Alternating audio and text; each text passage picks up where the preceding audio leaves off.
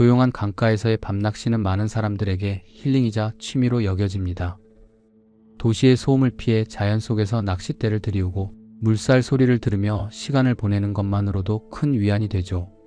하지만 사람의 기척 하나 없는 어둠 속에서 모든 감각이 예민해진 상태에서 맞이하는 밤은 의외로 아주 작은 이상 현상에도 큰 긴장감을 만들어냅니다. 이번에 소개할 사연자는 평소처럼 아버지와 함께 조용한 강가로 밤낚시를 떠났다고 합니다. 별다를 것 없이 고요한 밤이 될 거라 생각했지만 그곳에서 겪은 일들은 지금까지도 쉽게 잊히지 않는 기억으로 남아있다고 합니다. 이야기 시작하기 전에 구독과 좋아요 부탁드립니다. 저는 어릴 적부터 아버지를 따라 낚시를 자주 다녔습니다. 아버지는 평소에도 조용한 걸 좋아하셨고 사람들이 많은 곳보다는 외지고 한적한 장소를 선호하셨기 때문에 저희는 종종 사람들이 잘 찾지 않는 강가나 저수지를 찾아다니곤 했습니다. 그날도 평소처럼 차량으로 한참을 이동한 뒤 도로에서도 한참 떨어진 외진 강가에 자리를 잡았습니다.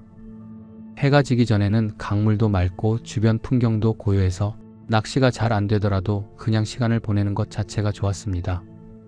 아버지는 작은 접이식 의자에 앉아 낚싯대를 던졌고 저는 옆에 앉아 간식이나 먹으며 아버지를 따라했습니다. 주변엔 아무도 없었고 저희 차가 세워진 길목에서부터 여기까지 걸어오는 발자국조차 보이지 않았기 때문에 저는 더없이 조용한 밤이 될 거라고 생각했습니다. 해가 지고 얼마 지나지 않아 주변은 정말 칠흑같이 어두워졌습니다. 달빛도 흐렸고 가끔씩 흐린 물 한 개가 피어올라 강 전체를 뿌옇게 감싸는 느낌이 들었습니다. 그때부터 조금씩 이상한 기분이 들기 시작했는데 처음엔 그냥 바람 때문이라고 생각했습니다. 바람이 갈대숲을 스치면서 만들어내는 소리나 멀리서 들리는 게 짖는 소리 같은 건 그날따라 조금 더 또렷하게 느껴졌지만 워낙 고요한 환경이다 보니 그럴 수도 있겠다 싶었습니다. 저는 낚싯대를 바닥에 내려두고 아버지 옆에 앉아 조용히 물살 소리를 듣고 있었는데 그때였어요. 아주 가까운 거리에서 정확히 제 바로 옆에서 들린 듯한 낮은 목소리가 있었습니다. 분명히 그 목소리는 이렇게 말했어요. 차피냐? 그 말은 분명히 중얼거리는 듯한 어조였고 소리의 크기가 크지 않았지만 아주 또렷하게 들렸습니다. 순간 고개를 돌려 옆을 봤는데 아버지밖에 없었습니다. 저는 아버지를 바라봤지만 아버지는 아무렇지도 않게 강물만 응시하고 있었고 제 쪽을 한 번도 돌아보지 않았습니다.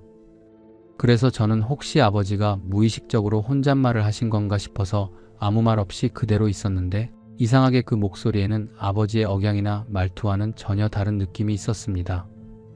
그 말을 들은 순간 몸이 약간 굳은 느낌이 들었고 저는 주변을 두리번거리며 혹시 다른 사람이 있는 건 아닌지 확인했지만 근처에는 낚시용 의자도 불빛도 사람 그림자도 없었습니다.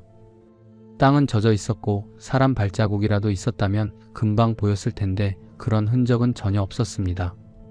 그 상황이 마음에 걸렸지만 저는 그냥 바람이 만든 착각일 수도 있다고 생각하며 조용히 있었습니다. 하지만 몇 분 지나지 않아 다시 그 목소리가 들렸습니다. 이번에는 조금 더 작았지만 방향은 아까와 똑같이 제 바로 옆, 거의 귀 가까이에서 들리는 것처럼 느껴졌습니다. 마치 어두운 데서 누군가가 고개를 숙이고 조용히 말하는 듯한 울림이 있었는데 단어는 전과 같았습니다. 차피냐? 저는 순간적으로 뒤를 돌아봤지만 아무도 없었고 강가에는 여전히 저희 둘뿐이었습니다. 이번에는 저도 도저히 무시할 수가 없어서 아버지에게 조심스럽게 방금 무슨 소리 못 들으셨냐고 물었습니다. 아버지는 의아한 표정으로 절 보더니 아무 소리도 들은 적이 없다고 하셨습니다. 그 말이 오히려 더 낯설게 느껴졌습니다. 그 정도 거리에서 저만 그 말을 들었다는 것이 납득되지 않았기 때문입니다. 아버지의 반응이 너무도 담담했기 때문에 저는 말문이 막혔고 결국 별말 없이 다시 자리에 앉았습니다. 어둠은 더 짙어졌고 강물 소리 외에는 그 어떤 소리도 들리지 않았습니다. 그렇게 시간이 조금 더 흘렀고 저는 낚싯대를 손에 쥔 채 강물을 멍하니 바라보고 있었는데 또다시 그 목소리가 들렸습니다. 그 순간부터 제 귀는 주변의 소리 하나하나에 더 예민해졌고 낚싯줄이 물에 닿는 소리나 멀리서 들려오는 벌레의 날갯짓조차도 평소보다 훨씬 가까이에서 들리는 느낌이 들었습니다. 마음이 불안했지만 이 시간에 차를 몰고 다시 돌아가기는 어렵고 낚시 장비도 다 펼쳐놓은 상태였기 때문에 굳이 상황을 과장하지 말고 조금만 더 지켜보자는 생각을 했습니다. 저희는 강가에서 멀지 않은 곳에 작은 원터치 텐트를 설치해두고 간단한 짐들을 그 안에 두었는데 낚시 의자에서 눈을 돌리면 바로 옆에 보일 정도로 가까운 거리였습니다. 저는 아버지와 함께 다시 낚싯대를 바라보며 조용히 시간을 보내고 있었고 이상한 소리는 한동안 더 들리지 않았습니다. 그렇게 어느 정도 안정된 마음으로 앉아 있는데 저희 뒤편 텐트 쪽에서 무언가가 살짝 흔들리는 소리가 났습니다. 바람 때문인가 싶었지만 주변 갈대는 거의 움직이지 않고 있었고 텐트만 유독 천천히 아주 미세하게 흔들리는 게 보였습니다. 텐트는 바닥에 단단히 고정된 상태였고 바람에 쉽게 움직일 구조도 아니었기 때문에 저는 순간 다시 몸을 굳혔습니다. 바람 외에는 설명할 수 없다는 생각을 억지로 하면서도 방금 전 들렸던 목소리가 머릿속에서 떠나지 않았고 그 목소리의 방향과 지금 흔들리는 텐트의 위치가 비슷하다는 점도 계속 마음에 걸렸습니다. 그 흔들림은 몇 초 동안 이어지다가 서서히 멈췄습니다. 저는 혹시나 해서 아버지에게 저 텐트 흔들리는 거 보셨냐고 물었는데 아버지는 무심하게 고개를 한번 돌려보더니 고양이나 너구리 같은 게 스쳐간 거 아닐까 하셨습니다. 그런데 문제는 텐트 주변에는 그 어떤 동물의 발자국도 없었고 저희가 텐트를 치기 전 주변 정리를 잘 해두었기 때문에 작은 동물이 다녀갔다면 분명 흔적이 남았을 겁니다. 그 일이 있고 나서 저는 더 이상 낚시가 집중이 안 돼 잠시 텐트에 들어가 쉬기로 했습니다. 아버지는 그대로 자리를 지키셨고 저는 랜턴 하나를 들고 텐트 안으로 들어갔습니다. 안에는 간단한 매트와 이불 그리고 배터리로 작동하는 조그만 조명이 켜져 있었는데 안에서 밖을 보면 선에 비친 외부의 그림자가 흐릿하게 보이는 정도였습니다. 텐트에 누운 상태로 눈을 감고 있으려니 조금씩 잠이 오는 듯 했지만 머릿속은 여전히 어수선했고 낚시터 분위기가 평소와는 다르게 느껴졌습니다. 얼마쯤 지났는지 모를 시간 동안 그렇게 눈을 감고 있었는데 텐트 바로 옆에서 무언가 움직이는 소리가 다시 들렸습니다. 처음엔 갈대밭 스치는 바람 소리일 수도 있겠다고 생각했지만 그것보다 더 명확하고 더 가까운 위치였습니다. 저는 조심스럽게 몸을 일으켜 조명을 끄고 귀를 기울였습니다. 그러자 바깥 텐트 벽에 사람 그림자처럼 보이는 실루엣이 아주 천천히 지나갔습니다. 옷깃이 펄럭이는 듯한 윤곽과 어깨선이 보였고 순간 저는 아버지가 오셨나 싶어 밖으로 나가려 했습니다. 그런데 이상하게도 발자국 소리는 전혀 들리지 않았고 그림자가 지나간 방향에서 낚시터 쪽을 바라봤을 때 아버지는 여전히 제자리에 앉아 낚싯대를 들고 계셨습니다. 거리는 너무 가까웠기 때문에 만약 아버지가 이동하셨다면 제가 못 들을 수가 없었고 랜턴을 켜고 다시 텐트 주변을 살펴봐도 주변에 발자국이나 다른 흔적은 전혀 없었습니다. 저는 아무 말 없이 다시 텐트 안으로 들어와 지퍼를 닫고 조용히 누웠습니다. 그림자가 지나간 위치와 방향이 계속 머릿속에서 맴돌았고 분명히 아무도 없었는데도 실루엣은 너무 선명했기 때문에 잘못 본 것이라는 생각은 들지 않았습니다. 밖은 여전히 고요했고 강물 소리만 잔잔히 들려왔습니다. 그렇게 텐트 안에서 다시 한참을 누워 있었고 이상한 일은 더 이상 일어나지 않는 듯 했지만 분위기는 이상하게 무거워져 있었습니다. 밖은 여전히 고요했고 강물 소리만 잔잔히 들려왔습니다. 저는 한참을 그렇게 누워 있다가 잠이 들지도 못한 채 다시 밖으로 나왔습니다.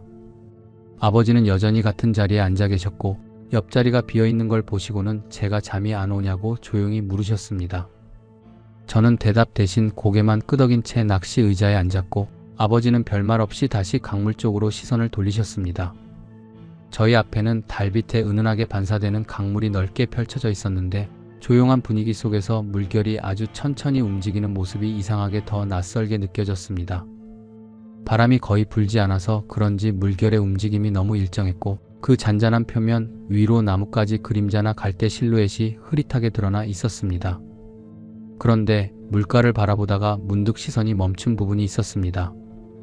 강 건너편 쪽, 즉 맞은편 둔덕 바로 앞쪽 물 위였습니다. 그곳에는 이상하게 뭔가가 비쳐 있었습니다.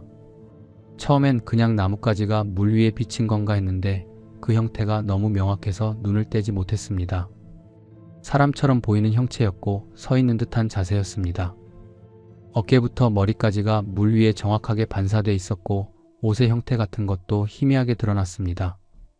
그 순간 저는 강물 위에 반사된 저 형체가 무엇인지 확인하고 싶어 강 건너편을 바라봤지만 그 자리에 실체는 보이지 않았습니다.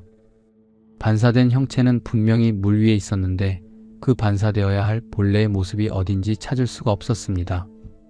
저는 잠깐 숨을 멈춘 채 물만 바라봤고 그 형체는 아무런 움직임 없이 가만히 제자리에 서 있는 것처럼 비쳐 있었습니다.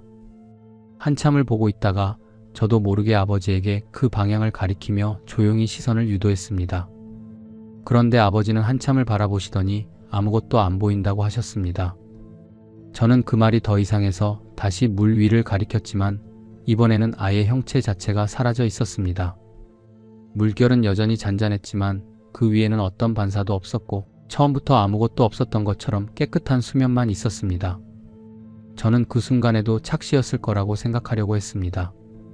물결의 반사, 주변 나무 그림자, 약한 조명 등 여러 가지 조건이 겹쳐서 그렇게 보였을 거라고 말이죠. 하지만 그 형체의 윤곽은 착시라고 보기엔 너무 분명했고 오랫동안 한자리에 머물렀다는 점에서도 이상했습니다. 이후에도 강물 위에는 다른 이상한 점은 보이지 않았고 저는 다시 자리에서 일어나 천천히 텐트 쪽으로 걸어갔습니다. 그런데 텐트 쪽으로 다가갈수록 이상하게 발걸음이 무거워지고 뒤쪽에서 누군가의 시선이 느껴지는 것 같았습니다. 아버지는 여전히 자리에 계셨기 때문에 시선을 느낄 이유가 없었지만 강가와 갈대 사이 어딘가에서 누군가 지켜보고 있다는 감각이 강하게 들었습니다. 저는 일부러 그쪽을 보지 않으려고 시선을 아래로 두고 발걸음을 재촉했지만 한 걸음 한 걸음이 느려지는 듯한 기분이 들었고 텐트에 다가갈 즈음에는 등 뒤로 바람이 스치는 느낌과 함께 뭔가가 가까이에서 함께 움직이고 있다는 생각이 들었습니다. 다시 랜턴을 켜고 주위를 비춰봤지만 역시 아무것도 없었습니다. 바람도 없고 동물 소리도 들리지 않았으며 오직 저 혼자만 움직이고 있다는 사실이 더 낯설게 느껴졌습니다. 저는 텐트 문을 열고 안으로 들어와 조명을 끈 채 조용히 앉았습니다. 밖에서 들려오는 소리는 없었고 조용한 텐트 안에서는 제 숨소리만 작게 들릴 뿐이었습니다.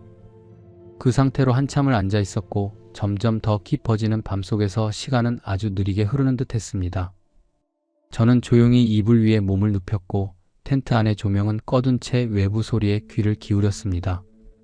낚시터라는 특성상 간혹 멀리서 물고기가 튀어오르는 소리가 들리기도 했고 갈대숲을 지나 바람이 미약하게 스치면 그 소리가 얇은 천을 통해 안으로 번졌지만 그날 밤엔 평소와는 조금 다른 종류의 정적이 있었습니다. 정적이라기보다는 마치 무언가가 소리를 내지 않으려고 주변을 억지로 눌러놓은 것 같은 그런 조용함이었습니다. 얼마나 누워 있었는지 모르겠습니다. 눈을 감고 있으면서도 잠이 들지 않았다는 걸 스스로 알고 있었고 귀는 여전히 바깥 소리를 민감하게 받아들이고 있었습니다. 그런데 바로 그때 텐트 천장 너머에서 작은 속삭임이 들려왔습니다. 너무 작아서 처음에는 소리인지 아닌지도 확신할 수 없었지만 몇 초 간격을 두고 반복되는 그 낮은 소리는 일정한 패턴을 가지고 있었습니다. 단어 하나하나가 분명하게 들리진 않았지만 그게 단순한 자연의 소리가 아니라는 건 알 수 있었습니다. 그 속삭임은 마치 여러 사람이 동시에 웅얼거리는 것처럼 들리기도 했고 때로는 단 한 사람의 목소리가 바람을 타고 들려오는 것처럼 느껴지기도 했습니다. 텐트 바깥 정확히 위쪽에서 들려왔기 때문에 저는 머리 위 천장 쪽을 계속 바라보게 되었고 그 얇은 천 위로 뭔가가 움직이는 듯한 미세한 그림자가 스쳐 지나가는 것도 보였습니다. 텐트 안은 어두웠지만 달빛이 약하게 들어오던 터라 외부 움직임이 비치면 그 형태는 아주 흐릿하게라도 감지됐습니다. 그 그림자는 특정한 형체라기보다는 천천히 움직이는 긴 선 같았습니다. 손이나 팔 같은 구체적인 모양은 아니었지만 분명히 일정한 방향으로 마치 텐트의 중심을 향해 다가오는 듯한 움직임이 있었습니다. 저는 조용히 숨을 죽인 채 그 움직임이 멈추기만을 기다렸고 그 사이에도 속삭임은 간헐적으로 계속 이어졌습니다. 바로 위에서 들리는 그 속삭임은 이상하게도 언뜻 익숙한 말투처럼 느껴졌지만 단어는 이해할 수 없었습니다. 마치 혀를 굴려서 발음하는 듯한 한국어와는 다른 어감이 섞여 있었고 그 낯선 발음은 머릿속에 진동처럼 맴돌았습니다. 그러다 어느 순간 천장 위의 그림자가 완전히 사라졌고 속삭임도 멈췄습니다. 그 순간 저는 가슴 쪽이 이상하게 눌리는 느낌을 받았고 누군가 텐트 바깥에서 바로 위에 앉아있는 듯한 묵직한 기운이 느껴졌습니다. 움직임은 없었지만 텐트 천이 약간 아래로 눌린 듯한 기척이 있었고 그 압력은 말없이 텐트 안의 공기를 무겁게 만들었습니다. 저는 손을 움직여 조명을 켜려 했지만 손끝이 제대로 따라주지 않아 한참을 애써야 했습니다. 겨우 손전등을 켜고 위를 비췄을 때 텐트 천장은 아무런 흔적 없이 평범한 상태였습니다. 눌려있던 부분도 없었고 바깥 그림자도 보이지 않았습니다. 조용해진 텐트 안에서 저는 그대로 앉은 채 랜턴을 껐고 더 이상 눕지 않은 채 새벽이 올 때까지 버티듯 앉아 있었습니다. 그 조용한 밤은 끝이 나지 않을 것처럼 느껴졌고 시간은 멈춰 있는 것처럼 천천히 흘렀습니다. 랜턴 불빛도 꺼두고 텐트 안에서 조용히 앉아 있었지만 마음은 전혀 진정되지 않았고 몸 구석구석이 굳어가는 느낌만 들었습니다. 텐트 바깥에서 뭔가가 다시 들릴까봐 작은 소음에도 민감하게 반응하고 있었는데 그 와중에 갑자기 강 건너편에서 무언가 저벅저벅 걷는 소리가 들려왔습니다. 소리는 분명히 물가 쪽에서 시작됐고 강물을 따라 천천히 이동하는 것처럼 일정한 간격을 두고 이어졌습니다. 마른 잎을 밟는 듯한 소리와 축축한 진흙 위를 지나가는 소리가 번갈아 들려왔고 그 소리가 어느 순간 멈췄다 다시 시작되기를 반복했습니다. 강 건너편은 풀숲과 둔덕이 이어진 지형이었기 때문에 평소에는 그쪽에서 소리가 나는 일 자체가 거의 없었습니다. 사람 발걸음은 더더욱 있을 수 없다고 생각했습니다. 저는 조용히 텐트 문을 살짝 열고 고개만 내밀어 강 쪽을 바라봤습니다. 어두운 밤, 달빛조차 거의 닿지 않는 강가 건너편은 윤곽만 희미하게 드러나 있을 뿐이었고 그 가운데에서 저벅이는 소리는 여전히 이어지고 있었습니다. 물소리와 뒤섞인 그 발소리는 천천히 이동하고 있었지만 누구의 것도 아닌 것처럼 느껴졌습니다. 마치 무거운 발을 질질 끄는 듯한 느낌이었고 어느 순간엔 풀숲이 바스락거리는 소리도 섞여 들렸습니다. 저는 혹시 동물일지도 모른다고 생각했습니다. 멧돼지나 고라니처럼 야생동물이 물을 마시러 내려왔을 가능성도 떠올랐고 강가에 드문드문 보이던 갈대의 움직임을 주의 깊게 살폈습니다. 하지만 소리는 너무 규칙적으로 이어졌고 어느 정도 시간이 지나자 마치 사람처럼 멈췄다가 다시 걷는 흐름이 반복됐습니다. 특히 걷는 소리가 점점 가까워지는 듯한 느낌이 들 때는 가슴이 저릿하게 조여오는 기분이었습니다. 그리고 한참 뒤 그 발소리는 뚝 멈췄습니다. 강물 소리 외에는 아무것도 들리지 않았고 그제야 저는 살며시 텐트에서 나와 조심스럽게 강가 쪽으로 걸어갔습니다. 바람은 거의 없었고 주위는 숨죽인 듯 정적이 감돌았습니다. 저는 낚시 자리까지 다시 다가가 아버지를 찾았는데 아버지는 의자에 앉은 채 졸고 계셨습니다. 흔들어 깨우자 아버지는 잠깐 눈을 비비시며 아무 일도 없었다는 듯 반응하셨고 저는 혹시라도 아버지가 그 소리를 들으셨나 조심스럽게 여쭤봤습니다. 하지만 아버지는 못 들었다고 하셨고 아무 일 없었다는 말만 반복하셨습니다. 저는 할 말이 떠오르지 않았고 그저 강 건너편을 다시 바라봤습니다. 조금 전까지 소리가 들리던 자리를 주시했지만 여전히 아무것도 보이지 않았습니다. 갈대는 멈춰 있었고 물결도 잔잔했으며 그 넓은 공간엔 흔들림 하나 없었습니다. 해가 뜨기 전이었지만 동쪽 하늘이 아주 조금씩 밝아지는 느낌이 들었고 저는 강 건너편으로 돌아가지 못할 시선만을 계속 보내고 있었습니다. 그 소리는 존재했지만 그 흔적은 어디에도 남아있지 않았고 발자국이나 부러진 가지조차 보이지 않았습니다. 저와 아버지의 위치에 비춰보면 사람이 강 건너를 걸어왔다면 분명히 물 위로 그 형체가 보였어야 했고 소리가 잦아든 방향을 보면 갈대 사이로 어떤 흔적이라도 남아야 했습니다. 그런데 아무것도 없었습니다. 강 건너편은 처음부터 아무도 오지 않았다는 듯 고요했고 소리조차 거짓이었던 것처럼 감쪽같이 사라져 있었습니다. 저는 한동안 그 자리에 서서 강 건너편을 바라보다 결국 조용히 다시 자리에 앉았습니다. 동이 틀 무렵의 공기는 차갑고 습기가 많았으며 고요한 강물은 여전히 평온해 보였지만 저는 어쩐지 그 풍경을 바라보는 것조차 불편하게 느껴졌습니다. 아버지는 다시 조용히 낚싯대를 들고 계셨고 몇 번 잔잔한 입질이 오기도 했지만 물고기가 걸리진 않았습니다. 텐트 근처로 돌아갈까도 생각했지만 오히려 밝아지는 하늘을 보며 마음이 조금은 가라앉는 것 같아 그 자리에 계속 머물렀습니다. 해가 완전히 뜨기 전 하늘은 회색빛으로 천천히 물들기 시작했고 강가 주변의 갈대숲이 윤곽을 드러내기 시작하던 시점이었습니다. 저는 강물 쪽을 바라보다 문득 제 등 뒤에서 아주 작게 제 이름이 불리는 걸 들었습니다. 바람을 타고 흘러온 듯한 목소리는 너무나 익숙한 음성이었고 순간적으로 저는 반사적으로 뒤를 돌아봤습니다. 하지만 뒤에는 아무도 없었습니다. 아버지는 여전히 옆에 계셨고 텐트 주변에는 아무도 없었으며 나무들만 고요하게 서 있었습니다.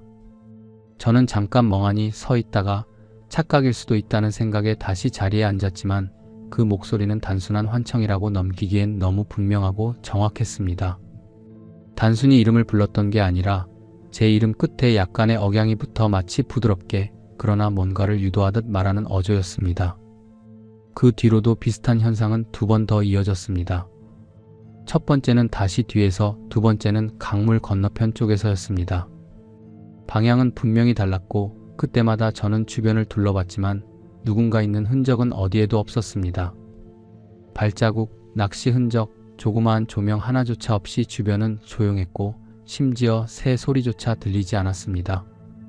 마지막으로 목소리가 들렸을 때 저는 가만히 서서 그 방향을 바라봤습니다. 강 건너편 어제 그림자가 비쳤던 그 자리를 향해 시선을 고정하고 서 있었고 그 자리에 무엇이 있는지 끝까지 확인하고 싶은 마음이 들었습니다. 하지만 몇 분을 서 있었음에도 불구하고 그곳에서는 아무 일도 일어나지 않았고 목소리 역시 다시는 들려오지 않았습니다. 아버지는 제가 계속 그 자리를 바라보는 걸 이상하게 느끼셨는지 무슨 일 있냐고 조심스럽게 물으셨지만 저는 그냥 잘못 들은 것 같다고만 말씀드렸습니다. 그 말 외에 어떤 설명도 입 밖에 내고 싶지 않았고 아무리 생각해도 지금 이 상황을 뚜렷하게 설명할 수 없었습니다. 아버지는 별말 없이 고개를 끄덕이셨고 그날은 이상하게 낚시도 잘 되지 않아 조금 이른 시간에 짐을 정리하기 시작했습니다.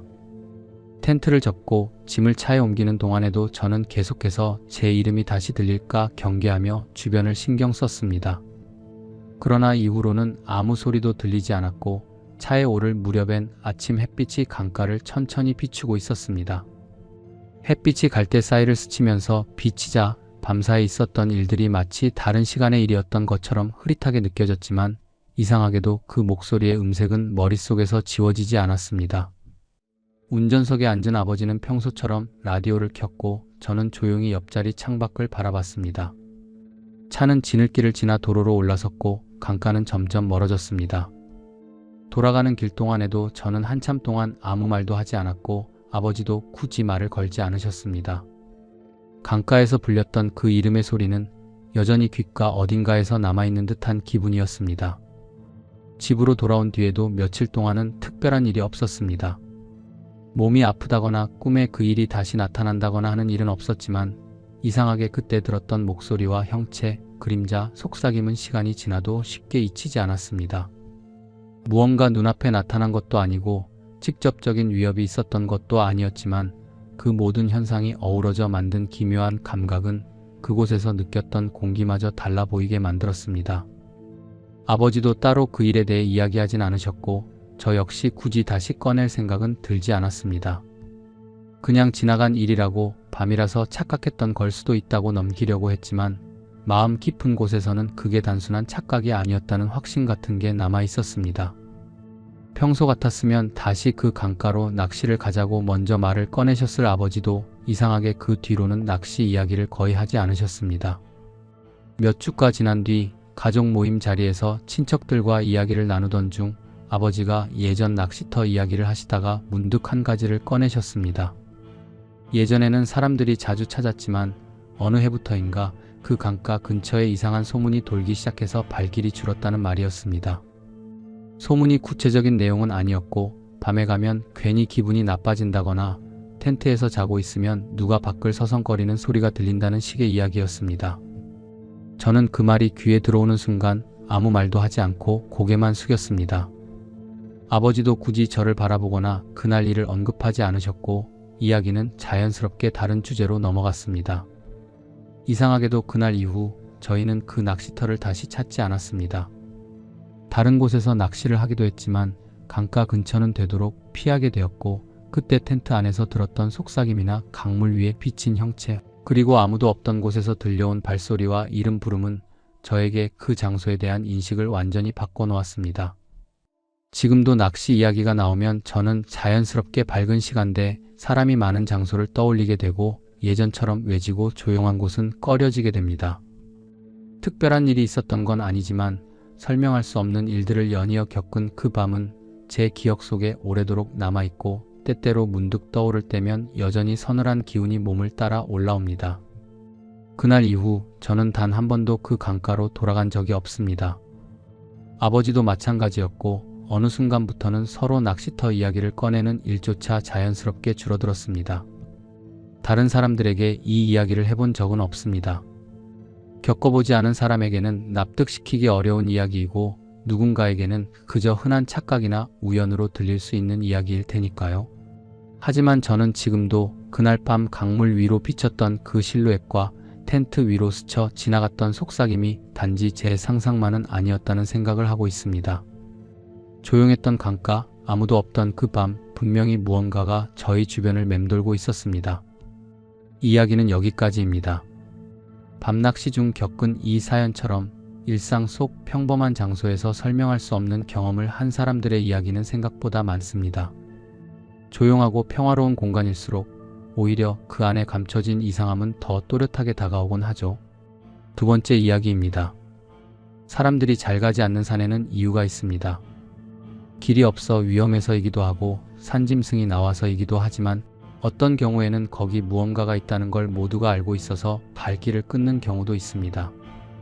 오늘은 지도를 아무리 들여다봐도 나오지 않는 묘지, 그곳을 우연히 발견한 후 반복되는 꿈에 시달리게 된 한 남성의 이야기입니다. 이야기 시작하기 전에 구독과 좋아요 부탁드립니다. 작년 초여름 무렵이었습니다. 저는 평소에도 등산을 자주 다니는 편이었고 그날도 근처 야산을 따라가며 멧돼지 퇴치를 위한 흔적을 살피고 있었습니다. 지역에서 작은 살림일을 도우며 지내고 있었기 때문에 해가 길어지는 시기엔 거의 매일 산에 들어갔습니다. 그날은 원래 가던 등산로가 아니라 멧돼지 발자국을 따라 샛길로 들어섰습니다. 길이라고 부르기도 어려운 자풀이 우거진 비탈길이었고 지도에도 표시되지 않은 구역이었습니다. 평소보다 해가 일찍 기우는 듯해서 서둘러 돌아가려고 했는데 내려오는 방향이 이상하게 어긋나 버렸습니다. 제가 처음 그곳을 본 건 그렇게 방향을 잃고 잠시 쉬고 있을 때였습니다. 낮은 나무들 사이로 묘비처럼 보이는 돌이 여러 개 나란히 서 있었고 그 주변은 사람 손이 탄 흔적이 없는데도 제법 정돈된 느낌이었습니다. 묘비에는 오래된 한자들이 희미하게 남아 있었지만 대부분 읽기 어려웠고 돌 틈엔 이끼가 가득 끼어 있었습니다. 무덤은 총 4기였고 흙이 살짝 솟아있는 부분과 움푹 들어간 부분이 섞여 있었습니다. 무언가 이상하다고 느낀 건 비석 앞에 놓여있던 나뭇가지 때문이었습니다. 누가 일부러 만든 것처럼 십자 모양으로 엇갈려 꽂혀 있었고 그 아래엔 동물 뼈로 보이는 것이 놓여 있었습니다. 형태로 보아 조그마한 새 종류 같았는데 정확히는 알 수 없었습니다. 원래 이런 것을 보면 사진이라도 찍어두는 편인데 그때는 이상하게도 핸드폰을 꺼낼 생각이 들지 않았고 묘지 주변에서 나는 풀 타는 냄새 같은 것을 맡은 순간 괜히 더 오래 있으면 안 되겠다는 기분이 들었습니다. 결국 산 아래로 내려온 건 저녁 7시가 훌쩍 넘은 시간이었고 나중에 확인해 보니 그 지역은 등산로 어디에도 포함되지 않은 완전한 무인지대였습니다. 저는 일단 그날 있었던 일은 별일 아니라고 생각하고 넘겼고 이틀 뒤 다시 산에 오를 땐 같은 길로는 가지 않았습니다. 하지만 그날 이후 같은 꿈을 반복해서 꾸기 시작했습니다. 처음엔 대수롭지 않게 넘겼습니다. 꿈이라는 게 원래 이상한 것도 많고 산속에서 묘지를 본 날의 인상이 강했기 때문일 거라고 생각했습니다. 하지만 이상한 점은 그 꿈이 날이 지날수록 조금씩 달라진다는 점이었습니다. 꿈속에서 저는 다시 그 산속 묘지 앞에 서 있었습니다. 주변은 희미하게 안개가 끼어 있었고 어디서 시작된 것인지 모를 바람 소리만 들렸습니다. 무덤의 위치나 형태는 현실에서 본 것과 거의 비슷했지만 처음 꿈을 꿨을 때부터 묘한 이질감이 있었습니다. 첫 번째 꿈에선 4개의 무덤 모두 아무 변화 없이 그대로 있었고 저는 그냥 무덤 앞에 서 있기만 했습니다. 그 다음 꿈에선 4번째 무덤 위에 누군가가 엎드려 있는 모습이 어렴풋이 보였습니다. 상세한 얼굴이나 옷차림은 보이지 않았고 형체만 분명했습니다. 처음엔 착시나 꿈 특유의 이미지 왜곡이라고 넘겼습니다. 하지만 3번째 꿈부터 그 사람이 매번 다른 무덤 위에 자리를 바꿔 누워 있었습니다. 처음엔 네 번째, 그 다음은 두 번째, 다시 다음 날엔 첫 번째 무덤으로 옮겨져 있었고 그럴 때마다 똑같은 자세로 엎드린 모습이었습니다. 그 존재는 항상 고개를 돌린 채 땅을 응시하고 있었고 가까이 다가가려고 하면 꼭 그 순간 꿈에서 깼습니다. 문제는 그것뿐만이 아니었습니다.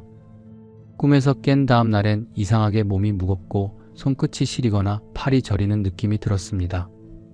처음엔 피로 누적 때문이라고 생각하고 넘겼지만 이상하게 그 감각은 꿈에서 그 존재가 누워있던 무덤 위치와 맞아떨어졌습니다. 두 번째 무덤에 그 형체가 있었던 날엔 제 팔꿈치가 이유 없이 멍든 것처럼 푸르스름했고 네 번째 무덤에 있었던 날엔 새벽에 어지러워 일어나야 했습니다. 그렇게 반복된 꿈이 일주일 가까이 계속되자 점점 묘한 불안감이 들기 시작했습니다. 산에서 본 묘지와 꿈속 묘지가 일치하는 것도 찝찝했지만 매일 자리를 바꿔가며 무덤 위에 누워있는 존재가 언젠가 마지막 무덤까지 다 옮겨간 뒤엔 더 이상 꿈에서만 끝나지 않을 것 같다는 생각이 들었습니다. 그날 밤 저는 다시 그 꿈을 꾸게 되었고 이번엔 세 번째 무덤 위에 그 형체가 누워 있었습니다. 그 형체는 여전히 똑같은 자세로 얼굴을 땅 쪽으로 향한 채 엎드려 있었고 꿈속이지만 등을 바라보는 순간 피부에 닿는 공기까지 싸늘하게 느껴질 정도였습니다. 저는 예전처럼 가까이 가보려 했지만 그날은 조금 달랐습니다. 두 발을 옮기려는 순간 무릎 아래까지 흙에 파묻히는 듯한 감각이 들었고 발끝 주변에서 이상한 수분감이 전해졌습니다. 꿈속에서 발을 들여다보니 마치 젖은 흙 위에 오래 서 있었던 것처럼 발목에 흙탕물이 묻어 있었습니다. 잠에서 깬 시간은 새벽 3시 40분쯤이었습니다. 방 안은 조용했고 창문은 모두 닫혀 있었지만 이상하게도 먼지 냄새 같은 것이 은은하게 났습니다. 불쾌할 정도는 아니었지만 마치 낡은 창고나 오래된 방에 들어갔을 때 나는 특유의 냄새였습니다. 화장실에 가기 위해 불을 켜고 거실로 나왔을 때 저는 그 자리에서 잠시 멈춰 설 수밖에 없었습니다. 신발장이 있는 쪽 바닥에 희미한 흙자국이 찍혀 있었기 때문입니다. 처음엔 제가 산에서 신고 온 신발이 아직 마르지 않았나 싶었지만 며칠 전부터 산에 가지 않았고 신발도 신지 않은 상태였습니다. 더 이상했던 건 그 자국이 바닥을 따라 폭도 쪽으로 이어졌다는 점이었습니다. 문제는 그 발자국이 사라지는 지점이 너무 애매하다는 것이었습니다. 중간까지는 진하게 이어지다가 복도 중간쯤에서 갑자기 끊기듯이 없어져 있었습니다. 집안을 둘러보며 다른 사람의 흔적이 있는지도 확인해 봤지만 방문은 모두 닫혀 있었고 창문에도 흔한 벌레 한 마리 들어온 적이 없었습니다. 저는 순간 자신이 반쯤 잠든 상태에서 무언가를 잘못 본 것일 수도 있다고 생각하며 물티슈로 발자국을 지우고 다시 방으로 들어갔습니다. 하지만 그날 이후 이상하게도 거실에서 혼자 있을 때 누군가 천천히 숨을 쉬는 듯한 소리가 가끔씩 들리기 시작했습니다. TV나 냉장고 같은 소음이 아닌 아주 규칙적이고 얕은 호흡 소리였습니다. 그 소리는 늘 일정한 방향에서 들려왔습니다. 바로 제가 꿈속에서 본 세 번째 무덤의 방향이자 발자국이 마지막으로 끊긴 지점과 거의 일치하는 곳이었습니다. 그리고 며칠 뒤 꿈속의 형체는 마지막 네 번째 무덤으로 자리를 옮겼습니다. 그날 밤 꿈속의 분위기는 이전과는 다르게 무거웠습니다. 바람도 안개도 없었고 묘지는 더 깊은 어둠에 잠긴 것처럼 윤곽만 희미하게 보였습니다.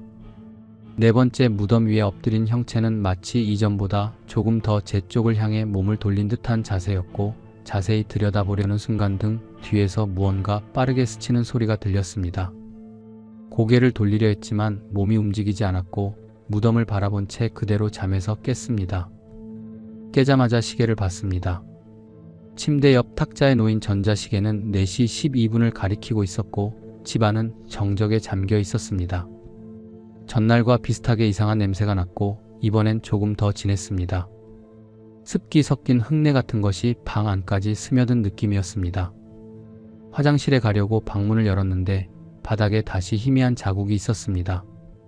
이번엔 발자국이 아닌 손바닥 크기만 한 뭉툭한 자국이 하나 찍혀 있었고 그것이 폭도 중간에서 방문 쪽으로 이어진 듯한 흔적이었습니다. 흙처럼 보였지만 만져보면 젖은 느낌은 없었고 닦아보니 쉽게 지워지지 않았습니다. 그날 이후 저는 방문을 닫고 자는 게 불안해지기 시작했습니다. 대신 방문을 살짝 열어둔 채로 잤는데 그날부터는 새벽마다 같은 방향에서 소리가 들렸습니다. 문틈을 사이에 둔 바로 맞은편 거실 방향에서 들려오는 낮은 마찰음 같은 것이었습니다. 처음엔 바람에 문이 흔들리는 소리라고 생각했지만 이상하게도 그 소리는 일정한 간격으로 반복됐고 마치 누군가 바닥을 긁는 듯한 느낌이었습니다. 소리는 점점 가까워졌습니다. 귀를 기울여야만 들리던 것이 나중엔 문을 사이에 두고 바로 앞에서 나는 것처럼 또렷하게 들렸고 어느 날은 그 문 너머에서 미세한 숨소리가 섞이기 시작했습니다. 문제를 확인하기 위해 새벽에 문을 열어봤지만 거실엔 아무것도 없었습니다. 그런데 이번엔 반대로 문을 열자마자 마치 누군가 급히 몸을 돌리는 듯한 짧은 움직임이 시야에 스쳤습니다. 형체는 보이지 않았지만 공기가 순간적으로 흔들리는 감각이 분명하게 느껴졌습니다. 다음날 아침 저는 방문 손잡이 아래쪽에 묘하게 긁힌 자국이 생겨 있는 걸 발견했습니다. 길지 않은 선들이었고 일정한 방향으로 여러 번 반복된 흔적이었으며 어떤 도구로 긁은 것 같지는 않았습니다. 더 이상 꿈에서 끝나는 일이 아니라는 걸 인지하게 된 순간이었습니다. 그리고 그 다음 밤 저는 처음으로 꿈을 꾸지 않았습니다. 며칠 만에 푹 잔 기분이었습니다. 눈을 떴을 때 오랜만에 머리도 개운했고 이전처럼 새벽에 깨는 일도 없었습니다.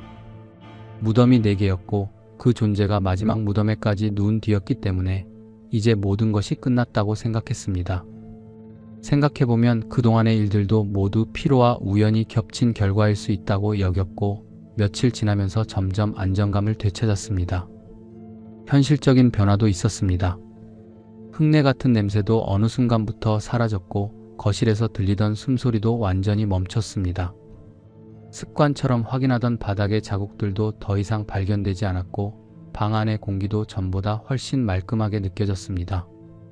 며칠 전까지만 해도 조용한 집안이 낯설게 느껴졌던 것과 달리 이제는 다시 익숙한 일상으로 돌아온 것 같았습니다. 그 상태는 약 일주일 정도 지속됐습니다. 딱히 특별한 일이 없었고 꿈도 꾸지 않았으며 밤중에 깨는 일도 없었습니다. 그래서 저는 그날 아침 거실에서 다시 냄새를 맡았을 때도 처음엔 잘못 느낀 것이라 생각했습니다. 처음에는 아주 미세하게 오래된 흙이나 나무 속 같은 냄새였습니다. 그날은 평소보다 창문을 열어둔 시간도 길었기 때문에 외부 냄새가 들어온 줄 알았습니다. 하지만 시간이 지나면서 그 냄새는 점점 선명해졌고 이번에는 익숙한 방향에서 다시 느껴졌습니다. 거실 한쪽 구석, 꿈에서 들리던 소리와 자국이 모이던 그 지점이었습니다. 무의식적으로 그 방향을 쳐다봤을 때 저는 이상하게도 숨을 잠깐 멈추게 됐습니다. 누군가 방금까지 거기 있었던 것 같은 느낌이었습니다. 형체나 그림자는 없었지만 공기 자체가 움직임을 기억하고 있는 듯한 기분이 들었고 바닥엔 먼지처럼 보이는 잔흙이 희미하게 남아 있었습니다. 하루, 이틀이 지나면서 그 냄새는 점점 강해졌습니다. 문제는 그것이 낮 시간에도 느껴지기 시작했다는 것이었습니다. 예전에는 꼭 새벽이나 한밤중에만 이상한 감각이 나타났지만 이제는 밝은 대낮에도 집 안 구석구석에서 누군가 지나간 듯한 흔적이 느껴졌습니다. 그리고 어느 날 외출하고 돌아와 현관문을 열었을 때 저는 현관 바닥 위에 무언가가 놓여 있는 걸 발견했습니다. 흙으로 뭉쳐진 듯한 작은 조약돌 하나였고 물기를 머금은 듯 축축한 감촉이 손끝에 남았습니다. 그 돌은 제가 처음 산속에서 보았던 묘지 비석 주변에 흩어져 있던 것과 닮아 있었습니다. 그 순간 멈췄다고 생각했던 일이 다시 시작되었다는 걸 깨달았습니다. 현관에 놓여있던 젖은 조약돌은 그 자체로 위협적이지 않았지만 그것이 왜 거기 있었는지를 설명할 수 없다는 점이 더 신경 쓰였습니다. 제가 외출한 시간은 오후 2시 무렵이었고 현관은 잠금 장치까지 걸려 있었으며 집안에 다른 사람은 없었습니다. 조약돌이 굴러 들어왔다고 하기엔 문틈이 거의 없는 구조였고 아무리 생각해도 집안에 외부 물건이 들어올 수 있는 경로가 없었습니다. 결국 저는 복도와 거실, 현관 쪽에 설치된 작은 CCTV를 확인해 보기로 했습니다. 원래는 반려동물 때문에 설치해 두었던 간이형 장비였고 저장 기간은 짧았지만 외출 시간대만 확인하기엔 충분했습니다.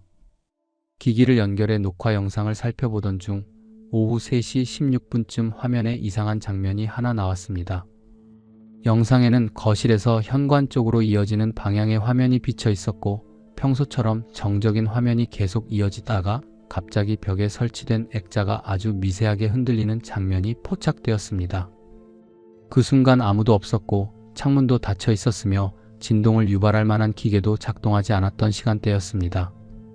저는 일시정지 후 그 구간을 반복해서 재생했는데 더 이상한 점은 액자가 흔들리기 전 1초간 화면의 오른쪽 가장자리에 마치 그림자 일부가 스쳐 지나가는 듯한 어두운 음영이 포착되어 있었다는 점이었습니다.